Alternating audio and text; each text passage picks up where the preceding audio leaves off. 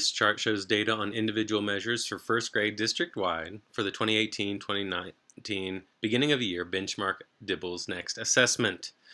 It starts with a composite score. The DIBELS Next composite score is a combination of multiple DIBELS scores and provides the best overall estimate of a student's early literacy skills and/or reading proficiency. And you can see the data is laid out in much the same way as it was before, with the number of students for each category as well as the percentage of students for each category clearly and cleanly laid out underneath each of the colors for well below benchmark, at benchmark, and above benchmark. We'll get into this composite score a little more as we move forward. The next subtest we get to look at is titled FSF. This stands for First Sound Fluency. It helps us understand how quickly and accurately a student can look at a word and say the first sound in it. It's a measure of a student's fluency in identifying initial sounds in words. One student was given this assessment, as you can see over here to the right, and this student scored well above benchmark, as evidenced by the blue. However, this was not one of the subtests that should be given in fall of first grade. Moving forward, this data set gets even more interesting. We see the LNF test, which stands for letter naming fluency. It helps us understand how quickly and accurately a student can look at a letter and say its name, and the gray indicates that there's no data included. This is obviously a problem because giving this subtest should be standard operating procedure for fall of grade 1 for all students using DIBELS Next. Missing this data also skews the composite score that we unpacked above as well. The PSF subtest stands for Phoneme Segmentation Fluency. The question it helps us answer is how quickly and accurately can a student look at a word and say its individual sounds. It's a measure of a student's fluency segmenting a spoken word into its component parts or sound segments, and it helps us understand if they can identify all the sound parts in a word. When we disaggregate this data, we see that 172 students were well below benchmark, 357 students were below benchmark, 303 students were at benchmark, and 533 students were above benchmark. You can see this clearly broken apart on this row. This is a measure of phonemic awareness. And this assessment continues in the winter and the fall. Phonemic awareness should be a major component of core instruction for all first grade students, and throughout the first grade, and should follow a firm scope and sequence. For people who are unaware of what phonemic awareness looks like, it should include a physical anchor, like tapping your arm for each of the sounds in cat. So tapping your shoulder for k, your elbow for ah, and your wrist for t. And then moving your hand from shoulder to wrist, k, ah, t, and showing students how to blend those sounds back together would be an example of what phonemic awareness instruction might look like in action. Moving forward, we see the NWF, that stands for Nonsense Word Fluency, and we see it disaggregated into two subscores. The CLS stands for Correct Letter Sounds, and WWR stands for Whole Words Read.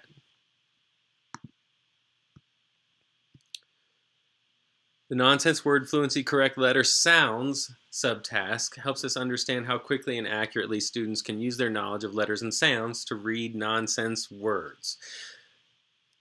This is a basic measure of phonics, and this subtest, the Correct Letter Sounds subtest, helps us understand the basic letter and sound knowledge students have and whether students are beginning to use and apply this knowledge to sound out nonsense words.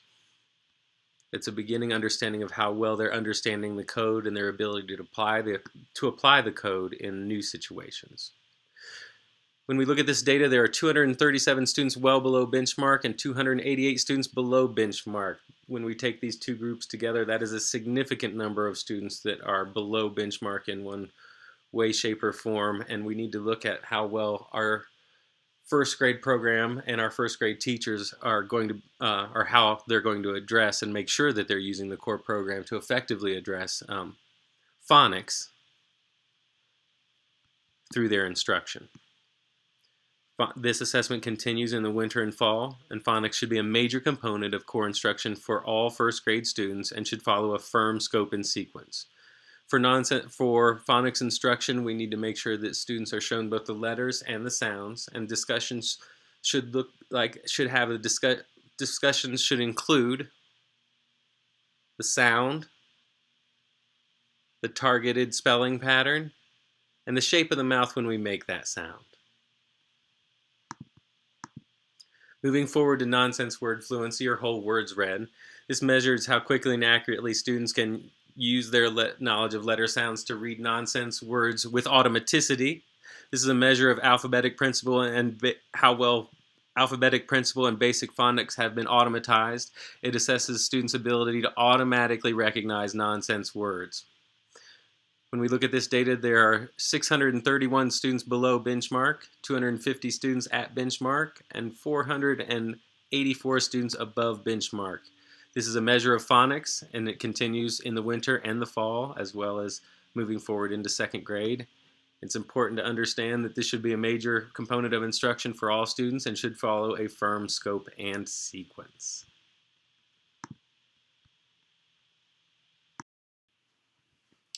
Okay, moving forward into the last data set provided by CDE. Once again, I will briefly unpack the levels. Those are well below benchmark, at benchmark, and above benchmark. And just as a little reminder, I want to talk about the levels of predictive validity for future reading success around each of those. For students well below benchmark, there's a 10 to 20% likelihood of achieving subsequent early literacy goals. For students below benchmark, there's a 40 to 60% likelihood of achieving those early literacy goals. For students labeled green or at benchmark, there's a 70 to 80% likelihood of achieving early literacy goals. And for students who are blue or achieving above benchmark, there's a 90 to 99% likelihood of those students achieving subsequent early literacy goals. Those levels are important because the data we're about to look at for K and grade 1 students is basically an evaluation of change, or how well our instruction has impacted their performance. This report shows beginning of end of year level changes and provides an indicator of how well our instruction is changing student trajectories and helping them close the gap on their same age peers. In this data set, we see there are 494 students who began the year in red or well below benchmark. Originally, we would have thought that each one of those nearly 500 students had between a 10 and 20% likelihood of going on to achieve later reading success. However, these data indicate a rousing success story. Only 21% of those 494 remain well below benchmark, meaning that 79% have changed their trajectory and moved forward. 22% are below benchmark, and we still have work to do. 28% are now at benchmark, and 29% are now well above benchmark. Clicking on each one of these signs will allow users to help unpack the data as well. Moving forward, there were 256 K students who scored below benchmark in the fall, which would have put them, just to remind ourselves, at having a 40 to 60% likelihood of achieving early literacy goals. Of those 256, 5% fell back to well below benchmark. We want to look very seriously at those student subtests and try to find out what early literacy skills are lacking for those students and what we can do about it in a systematic, comprehensive, and intensive intervention. These students are below benchmark and stayed in the same trajectory. That's 16% of the students are below benchmark and stayed in the same 40 to 60% likelihood of achieving future literacy success.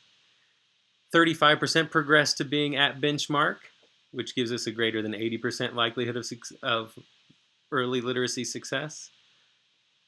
And 44% moved on to being above benchmark. So we're seeing a trend of successful instruction here at grade K.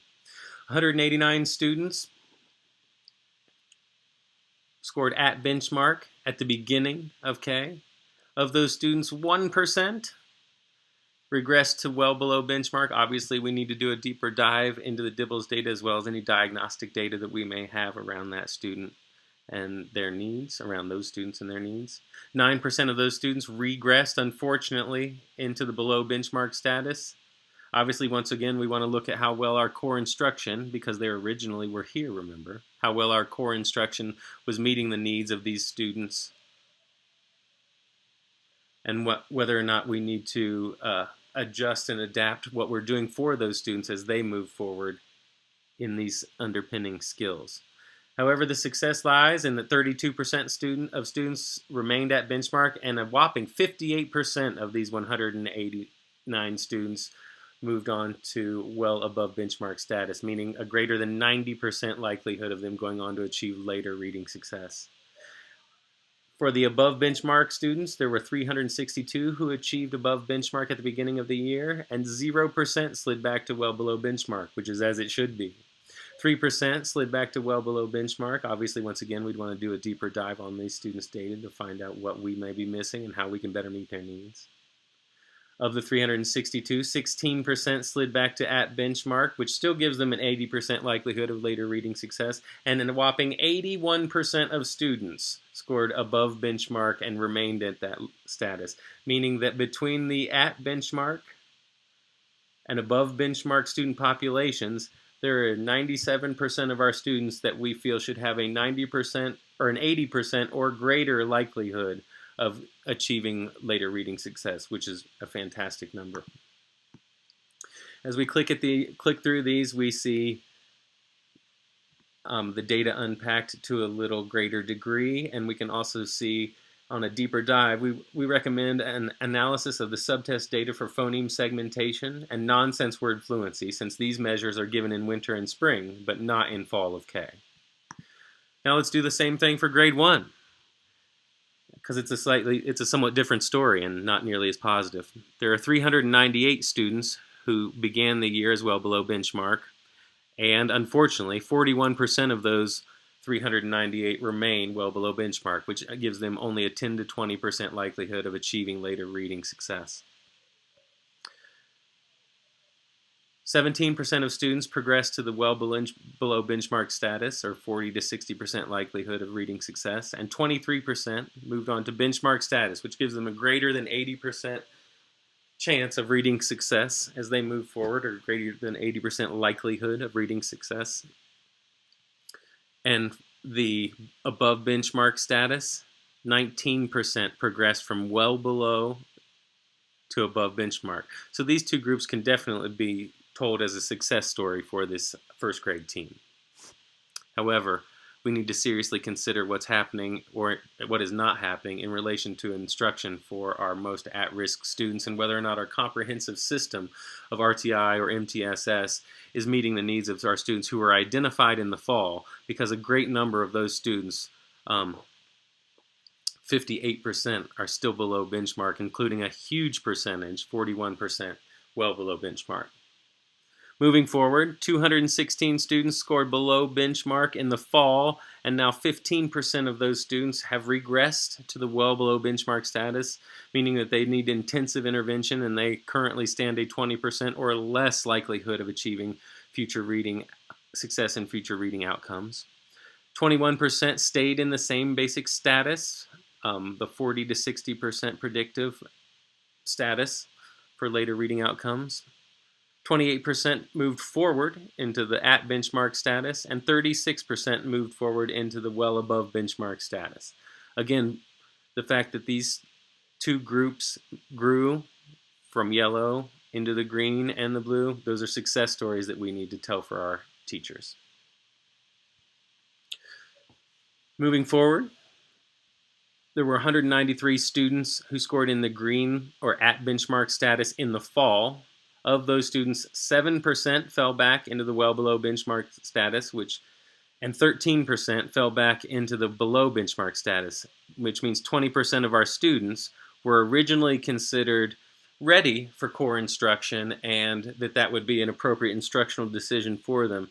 However, the core instruction didn't meet their needs, and they've now moved backwards based on end-of-year benchmark status into either below benchmark or well below benchmark status.